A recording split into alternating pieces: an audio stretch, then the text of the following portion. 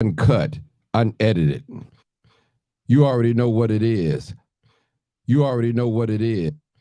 You already know what it is. You already know what it is. You already know what it is. Live, uncut, unedited. All right, people. Live, uncut, unedited. We back on tonight. Can you support me by sending some stars? Help me to earn money to make more content, as it says. Come on in, people. Come on in. Come on in. Come on in. This is live, uncut, unedited. Shout out to my YouTube family in the house. YouTube is growing, growing, growing, growing. All right, YouTube. Appreciate you. Appreciate you. All right. Good evening, Walker. Million Walker. Roosevelt sounds off. Good evening to you, Martin. This is Roosevelt. Hey, Mr. Roosevelt. How you doing? All right, Mr. Roosevelt.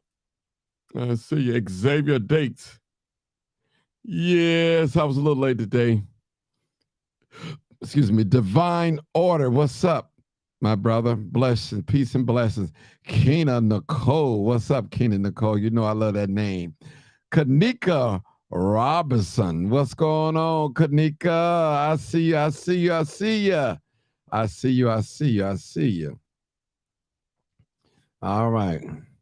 Miss Afia Phyllis Davis, tell everyone to be good tonight. I hope so. Ronnie Johnson, what's going on, family? Whitney Randall. All right. Monique McCoy, how you doing? Maria Cunningham. Billy Kinslow. All right. All right now. Pamela Watson Rogers. What's up, Miss Rogers? Anton Taylor. All right. My main man, Martin G. Strong black man. I love being black. I love being black. I'm telling you. Barbara Melvin.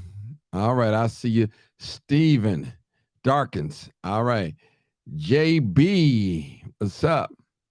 Was that Palmdale, California in the house? Regina Dickerson Johnson. All right, Miss Johnson. Deborah Singleton. Whitney Evening Martin. All right. Vicky Gavin. All right. Marie again. Okay. Angelia Moore. Hey there. Jesus Chewy. All right. Christina Watts. Eric. What's going on, Eric? What's going on? What's going on? This is live, uncut, unedited. All right, people. We just on here tonight, and we appreciate you guys for tuning in. This is a late night broadcast, but better late than never. Sometime I come on here, I don't have a topic, but the topic is tonight. Whatever we make it. Is whatever we make it, people. All right. This is live, uncut, unedited. All right. Come on in, people. Mm-hmm. Come on in. Come on in. Come on in, people. This is live, uncut, unedited. All right. Make sure y'all hit my YouTube, subscribe to my YouTube, just in case you can't catch me on Facebook. I'm always available. YouTube. All right. Let's see what we got. I did you, Regina. All right. Deborah Singleton. Vicky gave in again. All right. All right. All right. All right. All right. Candy Apple. What's up, Candy? Love the way you say my name correctly. I'm learning.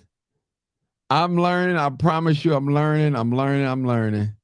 Reese Love. What's going on? Kena Nicole. Eddie Thompson.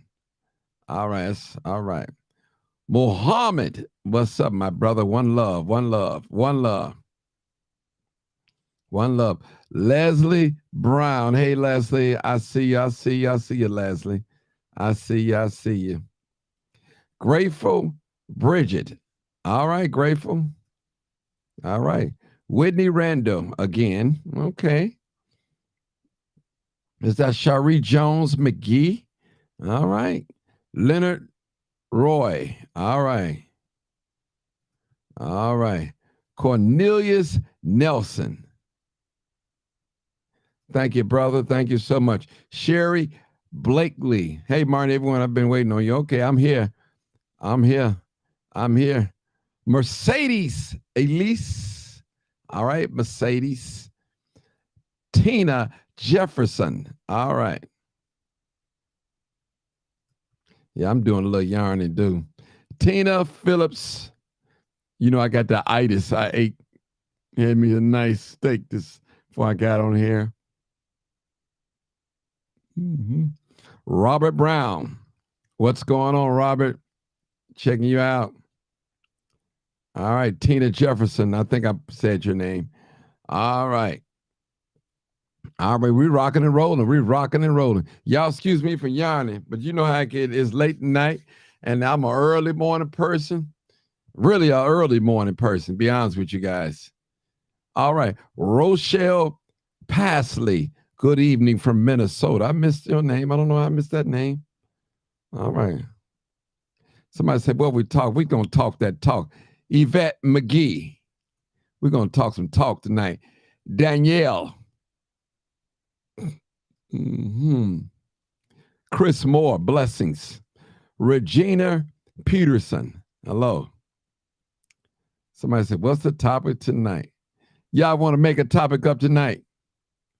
Let's do this. Let's do. I'm ready to get in. I'm ready to dig in tonight. I want to go deep tonight. I want to go so deep tonight that it just moves us. I tell you. For those of you that's not subscribed to my YouTube, please do that. I haven't eaten all day. My back hurts so bad. Okay. All right. Kimberly Harrow. Cool. What's going on? All right. Let's get this rocking and rolling. Let's get this show going on. We got just about 100 people. Make sure you guys share this video. All right. Tag somebody in the video. If you can't share, tag somebody in the video. That'll be nice. That would be very appreciative. That would be nice. If you tag somebody in the video, I tell you, Chicago in the house. Chicago is in the house. All right, I got six people share this video, and that's unreal. Come on now, people. Let's do better than that. Need at least 20 shares. My goodness. Y'all cheating me, huh? Getting all this good teaching, and y'all cheating me. All this good teaching. Put y'all on some game. Some life game. All right. Live, uncut, unedited. All right. I'm ready to talk tonight. I'm ready to laugh a little bit. Ready to be serious. And we can do it, people. All right. All right, people. Let's get it rolling. All right. Give me one caller. I need a caller. Give me a caller. 872-299-0808 or 872-297-6389 call-in number. Again, 872-299-0808 or 872-297-6389 call-in number. All right, I got me a caller. That's what I was waiting on. I got me a caller. That's what I was waiting on. I got me a caller. Live, uncut, unedited. Let us hear the prompts. All right, let's see what else I got in here. Lewis Ramsey. Hey, Martin. George Blakemore was giving the folks downtown the blues as he was on them. Okay, he always do. Phil, what's up, Phil? All right, caller. Come on, caller. You're live. Chris Moore. Come on, caller. Rochelle. Hey, caller. You're live, uncut, unedited. Oh, okay. I didn't know. I was waiting on area code or something to be called. You was the only I'm one. there for you, Yeah, brother. you was the only one. You was the only one, bro. Listen, Oh man, they need to stop playing. Sarge, I'm gonna need you tonight, and I'm gonna tell you why I'm gonna need you tonight. Okay, I'm gonna need you tonight. I got you. And don't worry about who's not here, and don't worry about who's listening. But I want you to tell my listening audience, and it's a trigger, how and what age you was at when a grown-up violated you. I want to talk about that tonight. My spirit leading me back there, and you the perfect person to call in. I've thought about you, and when you telling the story, I want you to tell us what are some of the triggers. And I know you had therapy, you over it now, and things like that. But before you got therapy, have you ever been triggered after that happened, or any nightmares and things like that? Had it, just talk to us tonight. Go ahead. The show is yours. Oh yeah, I got you, Martin. Okay, go ahead. Yeah, I was 6 years old. I was in the children's hospital because I was addicted to codeine.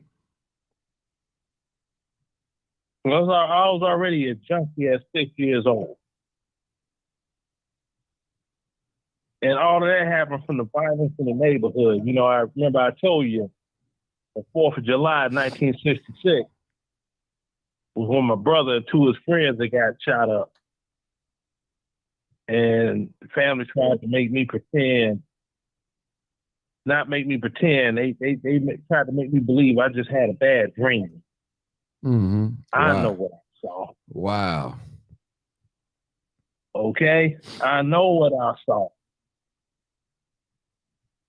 And the visual of that night got confirmed last year by a friend of mine's mother that was FaceTiming with us just last year. Mm-hmm. She told me, you was a little bitty boy. I was pregnant with him at the time when that happened. You remember that? I'm like, clear as a bell. So after that, I'm at school, and you had I don't know if you remember when the cough surge, they started making non-narcotic. Mm-hmm. I remember the cough surge. Right. My father used to sell it, so I remember a lot. I remember it. Come on, bro. Mm-hmm. So I ended up going through withdrawals. I had these black splotches, as they call them. Looked like bruises. Looked like I was getting physically abused at home. But it wasn't, So the school back then, they didn't DCFS anybody. They told the mother to take him to the doctor. So she took me to the doctor. And at that time, you had your little neighborhood doctors. Mm-hmm. I remember it like it yesterday. Doctor's office right on 67th and House. And he said, well, take him to the county for them to do a blood analysis on him. Because this is beyond me. Right. They checked my blood. Oh, he's addicted to doggone codeine. He going through withdrawals. That's the reason he can't doggone focus in school. He acting out. He, everything, he on drugs. Mm. That hurt my mother's soul. Because she was trying to figure, how my baby on drugs? What my baby get?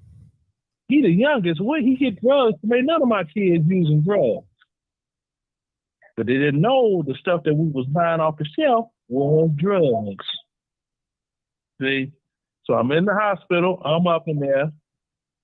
And they had that one dude that wear all the white with them shoes will be coming in there. And it wasn't just me. It was a bunch of different kids. And he, made like he was, the friends and the arts and crafts class Mm-hmm. and this and that, all this, then convinced you to go to the bathroom with him. Later on, when the person at the nurse, whatever it is at the nursing station, had went to make rounds or something to check on other things, then that's when, he got you all in that situation, the touching and the fondling and this and that, Mm-hmm. and with the show, I don't want to get too graphic Right.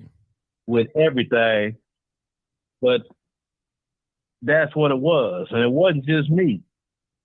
Mm. And then he started doggone talking about it. You tell somebody, see, because there was this character they had on WVON called, I think it's called Wooga Wooga Man at the time, that Herb Kennett made up. And it was some type of like not a zombie, but some type of creature that'll come from under your bed at night and get you. We call it the So he boogeyman. used that same method Mm-hmm. to terrorize us.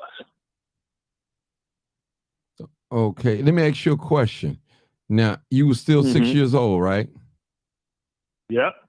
Okay. Now, what age did you tell about this experience?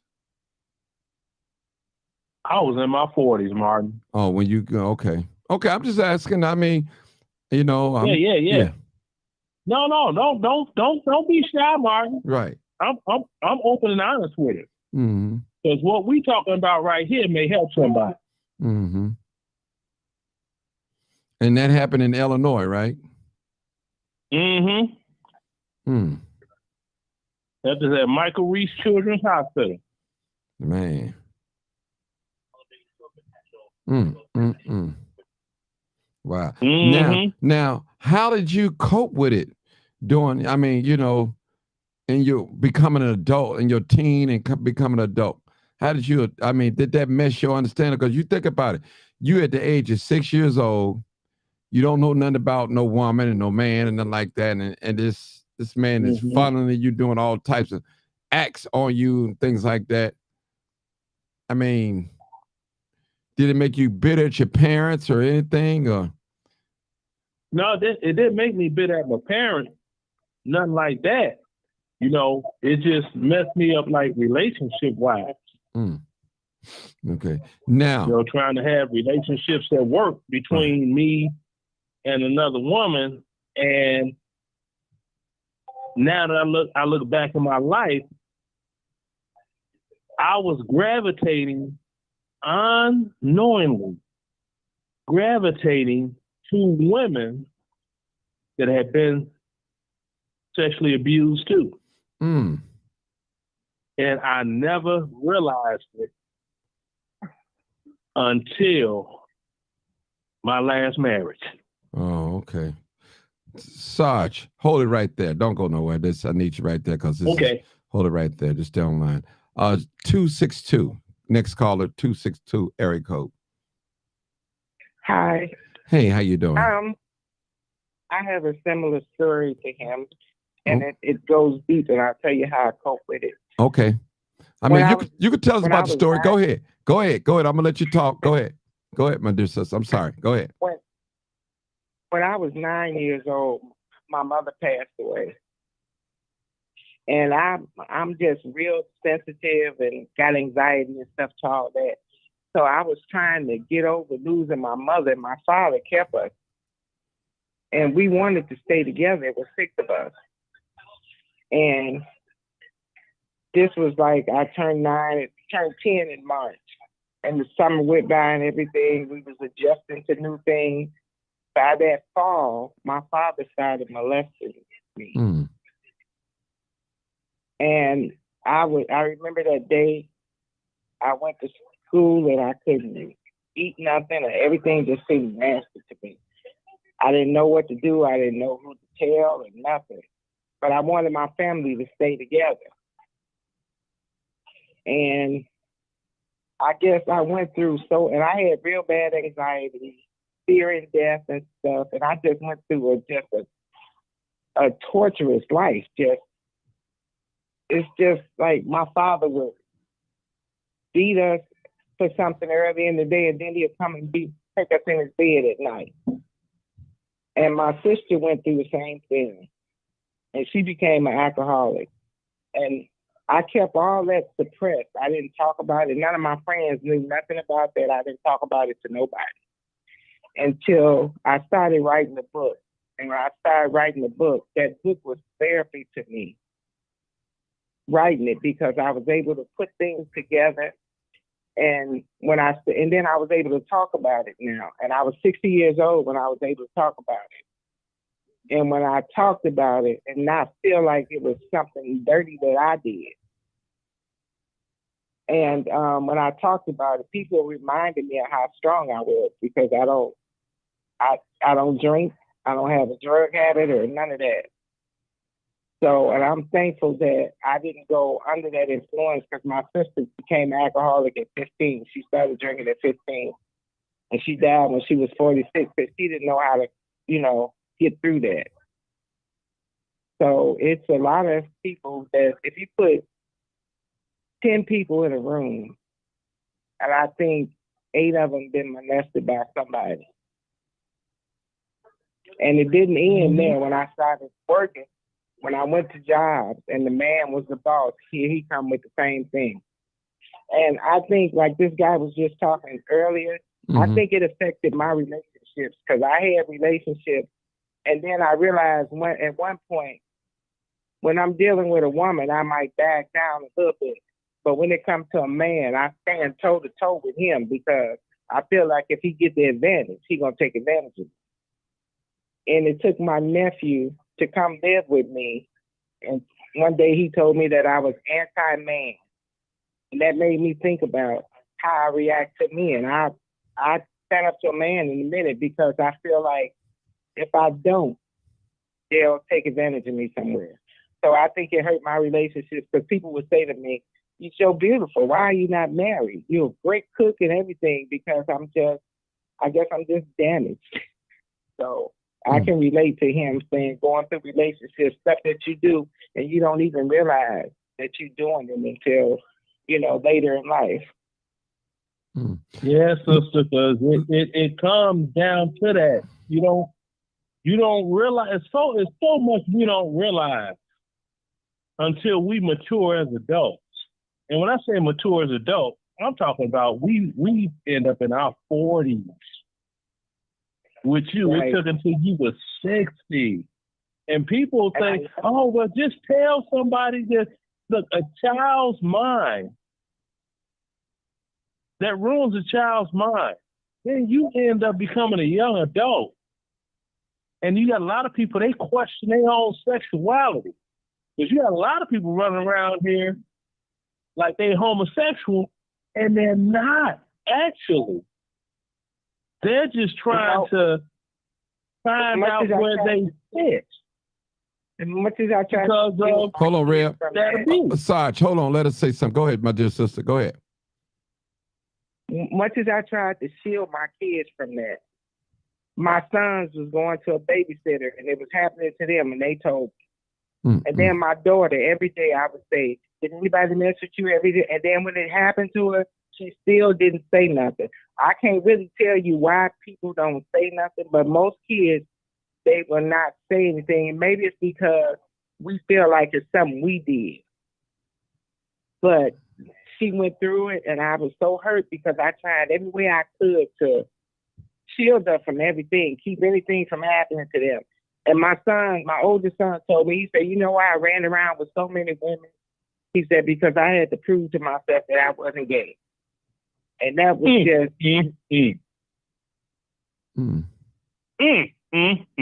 Yeah, let me say something. And let me say something, dear sister.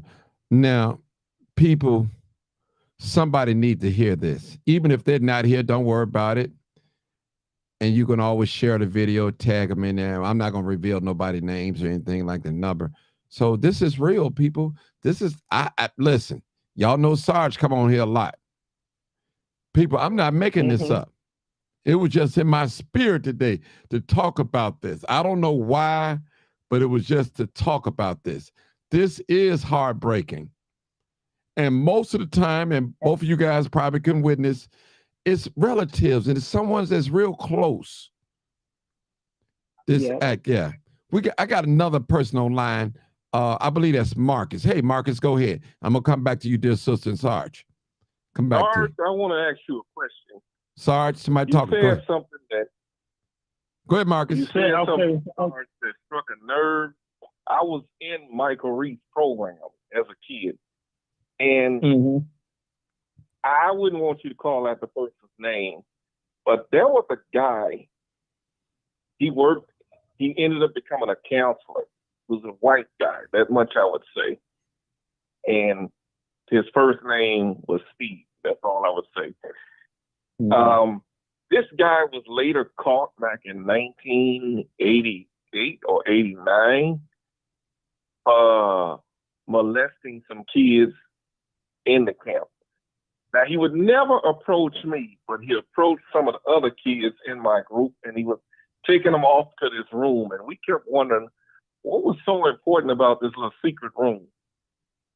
You know, I was a kid. It didn't dawn on me until a letter was sent home to our parents about them terminating and bringing criminal charges against that counselor. And I thought about the many times he took us on field trips that was literally out of the city, and it was just him and the kids. And I mean, I have to say, hearing you all story, I'm lucky. I'm lucky. Mm-hmm. It's sad that happened. It happens a lot, Martin. It goes on in the park district, and people get away with it. It goes on in the school system. People get away with it, and it's really going on in the DCFS system, foster child and juvenile system. A lot of kids that's down there on Taylor Street have been molested, and nobody's trying to hear them. And that's why you got these kids out here messed up. It's sad. And see, Yes. All right. this is my thoughts on it. Now, my thoughts on it is, since we were in the drug recovery ward, they're gonna use that word. You know, those kids go through psychosis. So, if we were to say something, they would say we were making it up because we was going through some type of mental psychosis situation, hallucinating or whatever. So that was like what they call it there, soft target. I believe that's what caused Michael Reese to fail, because they were being sued. And yeah, they take advantage of people like that, and they take advantage of poor kids, poor Black, Hispanic kids. They feel they can get away with it. It's Black people out here that's like that too. So it's no color to it. It goes beyond the race barrier. It's pedophile in all races. Well, it was just one kid in our ward. I ain't gonna say his name, you know, and he's a straight up like white kid with all these, you know, the parents bringing him this, bringing him that, getting more than everybody else in our particular room. And he was all kind of messed up. Nobody could figure him out. The kids, we couldn't figure him out. He's always trying to fight somebody or bully somebody or all kinds of stuff he was doing, you know. And so I know he messed up. It may, with him, I don't know what was going on. It may have been one of his family members. I want to ask both of you guys that caused him to be in the situation he was in. I want to ask a question to the lady first, then you, Sarge. Have you guys ever been triggered? You know, sometimes when you have these bad experiences in life and you have a trigger that reminds you so much of this terrible thing that happened to you guys. Explain that to me if you ever had a trigger. Come on, my dear sister. With me, till this day, if I'm in the room and it's just me and another man in that room, I start having anxiety. I have to get out of that room. Wow. Because when I was young, whenever a man was around me and I was just with him, it always something happened. So to this day, I'm 64 years old. But if I'm in a room doing something like when I worked at the school and me and just another man is in there, I have to get out of that room because I can't trust it. Mm. And I went in, I got treatment when I was 60. I went and talked to a therapist. And I just prayed a lot when I was coming up. And I guess God just got me through it because I never turned to drinking to kill the pain. I never turned to drugs or nothing. But one thing I do know that I realized this just recently. Now that I'm older now, and I didn't get married when I was younger, I never date a man with gray hair and stuff because that'll remind me of that. So I'm just gonna be single the rest of my life because I can't unless I met somebody that hair didn't turn gray and stuff yet because I just can't do it. Mm. Wow. So I just had to accept I'm just gonna be single because I tried it, but it's just a trauma to me. It just don't appeal to me. So I guess if I had got therapy back years ago, maybe it would have helped, and maybe not. Sarge? Yeah, Martin, because with me, whenever I see you got a man there, got somebody kid, ain't his, he's sitting there bouncing the kid up and down on the leg like, ha, ha, ha, ha, ha, ha, and all of that. Like, do you remember an episode of The Cosby Show when Bill Cosby had the little fat boy, he was bouncing him? Yep. Oh, no, you finna fall and this Yep. and that and all this other stuff. Yep, I remember that. Little fat boy. Okay, see? When I looked at that, I didn't see that as comedy. I saw that as grooming, building trust in that kid to do something to that kid. I didn't see it as, the kid too heavy to bounce on his leg, he gonna fall. I seen it as building some type of doggone confidence between the grown man and the child to take advantage of the child. We see stuff different, Martin. Mm-hmm. And we never unsee it. That's permanent with us. We will always visualize things different. Now this is something that happened. This was in Alabama. Okay. You had this, and y'all could look this up. It was this preacher. His name was Anthony Hopkins, and I'm gonna give y'all the Cliff Notes version of it.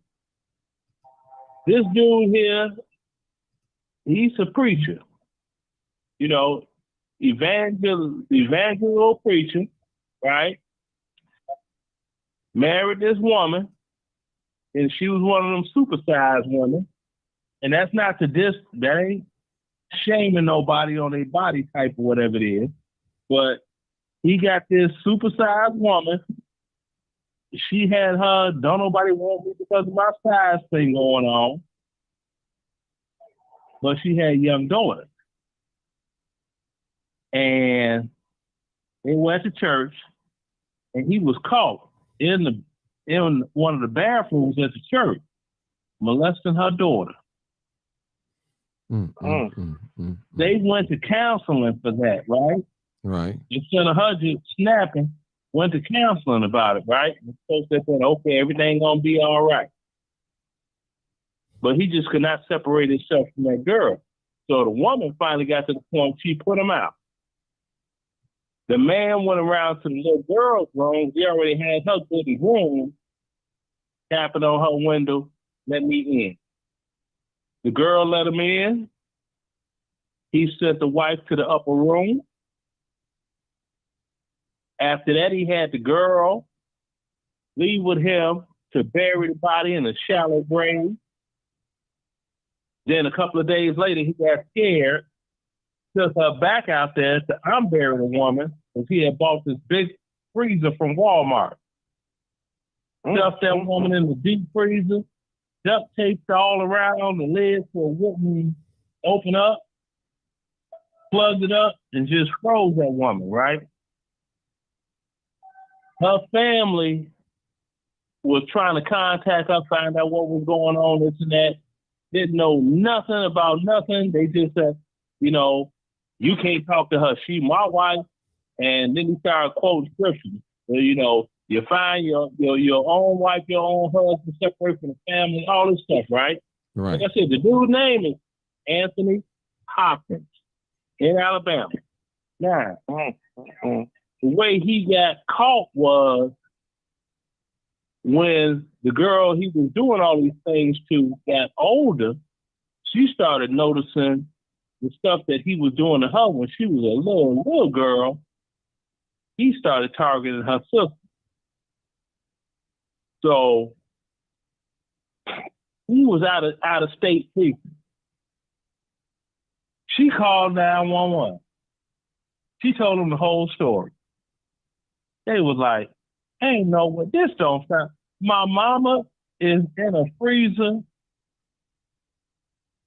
My daddy had me help him bury her and then dug her back up. And they didn't believe her at all, right? But just like due to the DCFS rules, well, we got to go check this out. They came up in the house, and it's like, okay, what you talking about? Oh, she in that freezer back there.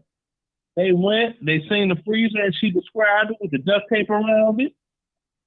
They didn't need a search warrant because she granted them entry. Because, you know, she's 18 now. They cut the tape around it, lifted it up, and there it is. Found that girl was telling the whole truth. Wow. And they just waited for him to come back from out of town so they could lock him up. And it took him doing this to that girl's little sister, her trying to protect her little sister from that man, for her to tell the police. Demons. I'm telling you, look it up, Mark. You can type it in. Ain't no problem. Anthony Hopkins, Right. Alabama preacher. Okay, hold up, Sarge. Let me tell y'all this. Go ahead, sister. Let me tell y'all this real quick. The one thing I can say about Wisconsin, when I went to the Women's Center and reported that my daughter and my niece was being molested, and the guy and my niece's father lived in Kenosha, they went right down there and got him and confiscated his computer and everything, and they gave him 30 years. And I like the fact of how they responded to it, opposed to how Chicago responded to it. And as I remember, he was a member of the Inspirational Tabernacle Church of God. Right. Let me Inspirational Tabernacle Church of God Christ. Sure was. Let me say this to the audience. Now, this is a serious matter, and I'm trying to say it the right way. You know what, I've been super graphic and to get my thoughts together. When it comes to this, people, you got to look at everybody. Now, we living in a day and time, it don't necessarily have to be a man. It could be a woman as well. Women also are known too. So I don't want you to just see every man. You have to check women too.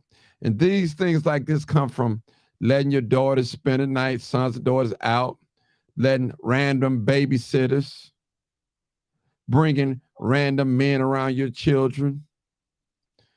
These are some of the things how intruders can violate our daughters and sons like that. And we can't be in denial. You know, I had a friend. You need to talk to your children. Right. You have to talk to them. And first thing I did as an adult, when I had children, I made sure that they learned, the rule was listen, you can't go to work until they know how to talk. I didn't never believe in sending babies to the babysitter that didn't talk. So we just have to sacrifice. Just me. I'm just telling you what worked for me. For me. I'm not saying you have to do this, but it worked for me. Then Another thing, I made sure that every last one of my children knew their body parts. And I told them, nobody's not to touch you between your legs, on your booty, buttocks, up here on your chest. And this is what I told them. And I drilled them. Now, I'll say this. If any one of my children ever been violated, I don't know anything about it like that. You know what I'm saying? But I've always told them. And now, it can happen in school too, on a school bus. So it's different places that it can happen. It's not always in the home, at church. It can happen at church. It don't take long, people. Then you have those that won't penetrate, but they'll fondle. They'll fondle and squeeze and grope. So as parents, as grandparents, we have to be aware of that. And young ladies, let me talk to the young, I want to talk to the young ladies first. And y'all, I still love being black. And I'm not against love. I'm telling you the same thing that I tell my daughters. I'm not against love. I want you to have somebody. But at the same time, when you bring people, invite people into your home and around your little ones, you have to do a thorough investigation. You have to. It has been known that a lot of us, both males and females, when we dating, we never see these people IDs. You need to know who they are. Find out a little bit about them. Watch their movement. What's their lineage? What's their family tree? I'm telling you, people, if you're going to have them around your children, and it's almost a terrible thing to leave your children alone with a boyfriend, even some girlfriends. We living in that day and time, people. Well, you say, well, Martin, who can we trust? Who can I trust? I got to go to work. I got to pay bills. And you're right. You're right. Most of the time, when molestation is going on, it's done by a relative or someone that's close. Most of the time. We have to be careful, people. We have to be real careful. I know of a case where a couple, they married each other. He had a daughter, she had a daughter, and they was sleeping in the same room together. And the man daughter was eating out the lady daughter. These are two young ladies. Young. I'm serious. Had a lady tell me that. And when she told me that, I was like, man. And right now today, she's a bisexual. She like women more so than men. And that's what turns on. So I'm telling you, people, it's real. So you don't just have to watch the boys, you have to watch the girls too. Now, where that man daughter get that from, I don't know. Was that probably done to her? Probably so. That's what first thing I think. That's Probably more than so. likely what it was. Somebody did it to her, and she was acting out for what happened Where did she to learn her that?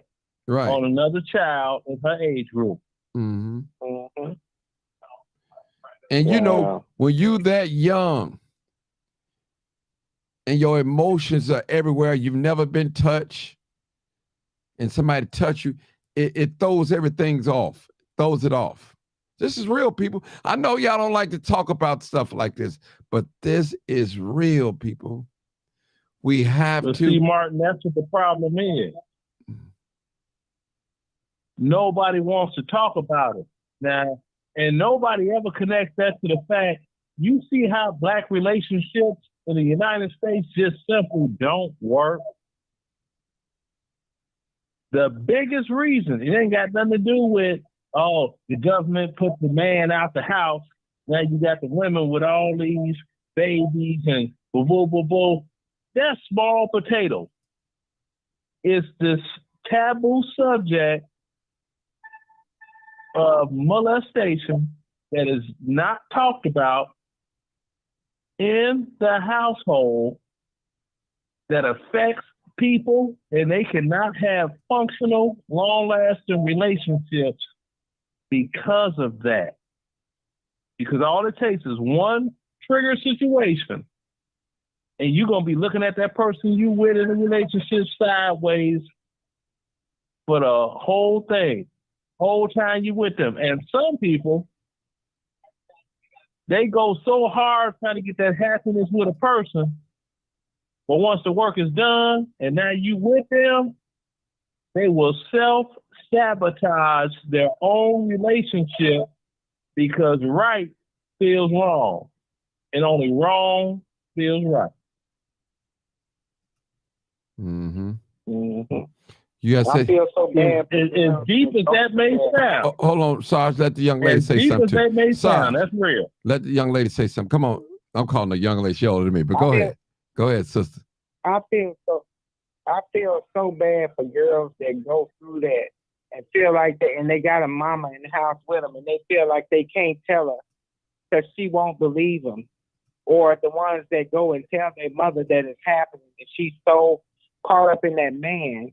I have a friend that me and her don't speak today because she told me that it was happening to her daughters, and she didn't do nothing about it, and that affected me. And she couldn't understand why it affected me because I didn't want to tell her about me, but I knew how bad that was affecting them girls when they told her that this happened to them, and he got out of jail, and she moved him back in the house. Then I just felt bad for what she was going through. Because you're a kid, you can't just get up and leave or nothing. And I just feel bad for kids that's going through that. If I could do it, I would start a program where I could go to schools and talk to kids about good touch and bad touch, and not to fear these people. Put it in the head. You know how they used to have officer friendly come around back in the day? Mm-hmm. Mm-hmm. And they don't do none of that stuff no more because it's kids as little as kindergarten that's going through stuff and they just trapped. They don't know who to tell. They just caught in the middle of it. And you know what? Let me say this too, for the young ladies too. You have to be real cautious. And in my middle-aged year, I grew up in church. Y'all probably know I quote all these scriptures. But in my thing is like that. If anybody wanted to counsel my children, which it never happened, I've always had the mindset, okay, pastor or counselor, I'm coming in the room. I don't want to say anything, but I want to be in there. So I'm telling the parents, fathers, as much as you love your elder, your bishop, if he has to have a one-on-one consultation with your son or your daughter, please go in the room and sit in the session. Even if you don't say anything, just make sure. Because a man is a man, and you have to watch. It's your duty as an adult to watch out for your children's safety, both naturally and spiritually. You have to safeguard them. And when our children act out, and we wonder why they acting out, we can't put it together. They're not telling us. This could be the case. This could be the case. I'm telling you. That's a trauma experience, people, for any young person to go through, to be violated like that. And like Sarge said, they don't just violate you, they threaten to kill you. Not only you and your parents. And you're a young mind. You're not fully developing. You don't know no better. People, let us be real careful, especially those that have young females, overdeveloped body. I'm telling you, you have to watch out. I've known of cases where mama called their daughter fast and put the daughter out because of the boyfriend.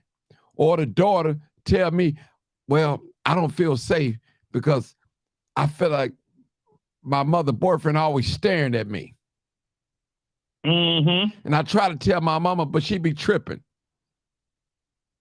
Listen, one thing I know about women, they know when somebody watching them, and they can feel you. Their back can be turned, but they can feel that energy.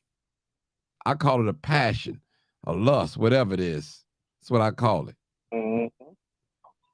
So, mother, if your teenager daughter tells you something like that, whether if you believe it or not, you better watch. Just watch. There you go. Even if you don't believe it, just watch. Sit back and observe. Just watch. That same energy. Go ahead, Rep. Sarge, go ahead. That same energy the teenage girls feel as the men. Now that goes all the way back to the other show you had talking about these men that don't know that these doggone men are cosmetically changed as women. No, it's innately in us as human beings. That's nature. And see, it's like with that movie Precious. I don't know who all seen it.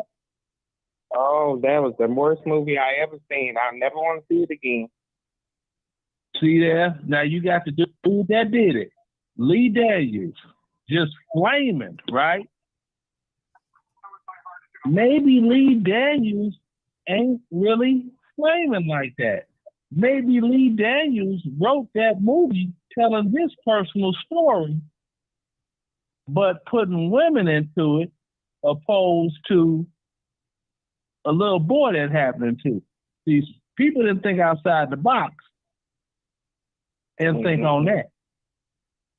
Because see, a lot of these guys run around switching and twitching and that ain't really them. They just trying to figure out, well, hell, this happened to me, and well, this is what gay dudes do to gay dudes, so they just assume that they doggone got a same-sex attraction when they don't. They just trying to cope with a situation that happened to them that is not of their own doing or their own fault. Wow. This was another movie made by Gordon Parks in 1969. It was called The Learning Tree. And it was the same thing, except it was a boy. He got caught out of some type of storm, and some older female seen him out there and brought him in one of them little barns, right, to get him out the weather. He freezing cold. She trying to warm him up and did a whole lot more than that. Then all his friends talking about, oh, she got you, huh? Newt, she got you, huh? Like it's a badge of courage, and he felt some type of way. Now, this is a movie that was made in 1969. See? This is back then. Gordon Parks made this movie. Okay. See? So that shows you how long this has been going on. Because if they got movies about this stuff, you know it's been doggone going on decades before somebody could even put this up on the screen with situations like that with black children. Well, yeah, The Learning Tree. Right. Let me just say this. That movie so old, it's probably free on YouTube. Right. You can watch it for free. Let me just say this, people. Gordon Parks, his first movie. Let me say this. I appreciate you guys for calling in. We ain't gonna hold it long. It's almost an hour. It was on my heart to talk about this. And I need somebody to make sure you guys share this video. Hopefully some young lady or some young father will learn some things that we discussed today, some telltale signs about this. Mm-hmm. Yeah. So, I mean, and women, if you see your boyfriend looking at your 14-year-old daughter that got a body like she 15, about 22 or whatever, you better watch. I'm just telling you, you better watch. And I always tell young ladies, when your guy friend get up middle of the night, 2, 3 o'clock in the morning, you make sure you get up too, especially when you got children in the house.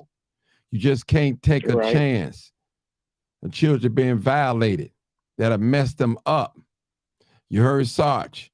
You got some of these guys out here acting phantom. They don't know what they like. They're all messed up in their mind. You know, so it can happen. You heard my dear sister say, her sister just kept drinking. She couldn't cope with it. She just kept drinking and kept drinking and kept drinking and kept drinking. So it can happen. Now, I'm going to tell y'all another secret. You got a lot of these young strippers out here that have been molested, female strippers. Mm-hmm. A lot of them been molested and taken advantage of. A lot of them. Very promiscuous. It's real, people. Mm-hmm. Mama, when you put your teenage daughter out there, outside the house, put out of the house, you're making a big mistake. Trust me. There's a mean world outside. Mean world. And they will use you until they can't use you no more. Well, Martin, she ain't gonna stand toe-to-toe to me in my house. I understand, Mama. You're gonna have to find another way outside of throwing her out to the wolves. Because if you find her in a vacant abandoned building, you're gonna be crying to my baby. But your baby, you put out and you didn't talk to your baby. You got to get your baby some help. I'm telling you, I've seen a lot of people at funerals. Hold on, brother. I've seen a lot of people at funerals crying, and I know you love me, but listen, you didn't even have a good relationship with the person that's laying in that casket. Your relative, your friend, y'all fell out. We got to be careful how we treat one another, too. You never know what people's story is. You don't know. We all come from different backgrounds, and we all have a story to tell. Go ahead, Sarge. I'm in it with you so I can get out of here. Go ahead. Okay. Hey, Martin, it's like I used to tell them doggone soldiers when I was in the military. You know, you always got them couple of few females in the barracks that'll just lay up with whoever just because a man is there. Oh man, she this, she that, she this. I said, no. It ain't that. Ain't no woman that free with her doggone body. If a woman is that free with her body to do anything with anybody that just happen to be around, that's a doggone molested whatever person, and she got a twisted. See, women incorporated different. Women incorporated as, well, if I do this, he'll really like me. So they'll give it up quick, right? And it ain't so much they giving it up because that's what they want to do. They know that's what's going to keep them getting whatever attention that they're getting from whatever man. So they're like, well, they want sex, so if I do this and do that, they'll like me more. It's a whole twisted cycle, Martin. Yes, it is. All right, Rev. I mean, keep calling you Rev. So, go ahead, my dear sister. Don't matter. Hold on. I be preaching too, but I'm just not in the church. Hold on, let her talk, and I'm going to end it with her because I got to get out of here. Go ahead. I pray that God I'm thankful and praise that God kept me strong.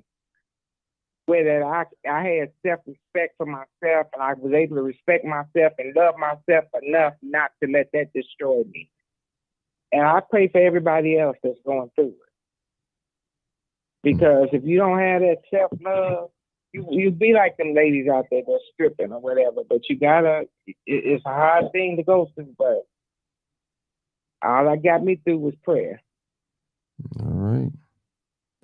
Well, I want to thank everybody for tuning in. This is live, uncut, unedited. Make sure you guys share this video. And don't worry about the ones that wasn't here. They'll see the video. It'll still be up. I'm praying that something was said in this video that will enlighten you, your family, your friends, to know what's going on around you. You know? That's what I want to say. So appreciate you, Sarge. Appreciate you, Miss Lady. Don't know your name. You got to say your name. Thank you so much. I think it was a wonderful show. And make sure you guys show it. Thank you guys for sharing your story with me. And I'm quite sure it's some people that's in the messenger right now that have some of the similar, same stories. So thank y'all so much. Yeah. You already know what it is. Yeah, live, Martin. uncut, bro. They unedited. need to talk about it. You already know what it is. Live, uncut. This is where we Tell the truth and what? and shame the devil. Don't know about you, but I I love being black.